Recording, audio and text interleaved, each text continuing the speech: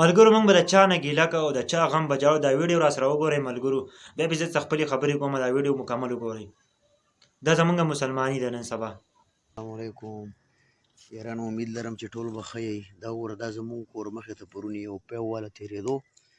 او هغه نه چې کوم دی موټرسایکل والا نه پی توی شوي دي. هغه پیو والا صحیح هغه سامان چې ورسره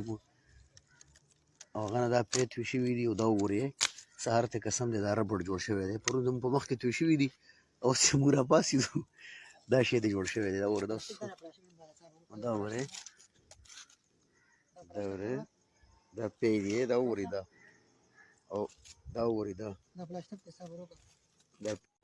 ملګرو ویډیو مو کتله دا زمونږ حالات دی نن سبا دا زمونږ ایمان دی چې مونږ په پوی کې دومره کیمیکل اچو چې بل له خرابولو کوشش کوو د بل خپې وو هلکه خو لږ په صحیح طریقه باندې کوه غلاله ګټه کوه ته اوس داسې کیمیکل پکې ورواچې د هغه نه ربړونه جوړ شي بل یو انسان ته څه ناشنا بیماری ولګي نوې قسم بیماری ولګي دا بیماری خو بیا خورېږي بیا چې که هغه ته نه لګي بیا خو تا ته هم لګي لیکن نن ما تا په یو بل پسې راغیستې ده د یو بل خپې وو د یو بل نه کامیابولو ته کوشش نه کوو د یو بل د راچیلو کوشش کوو په کار ده چې موږ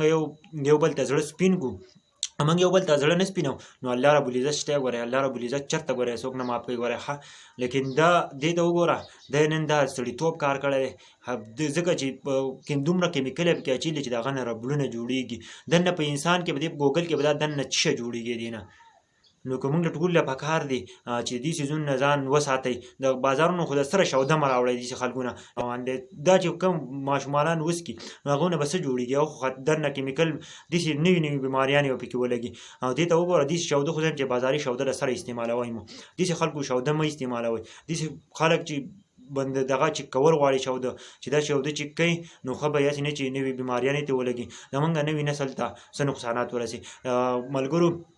تاسو د ویډیو د کتلو ډیره زیاته شکریا ادا کوم د نور ملګرو سره هم شیر کړئ زمونږ مقصد دی چې تاسو دا پیغام ورسو چې تاسو ته هم در ورسي یاسې نه چې تاسو یو داسې څیز استعمال کړئ چې بله ورځ تاسو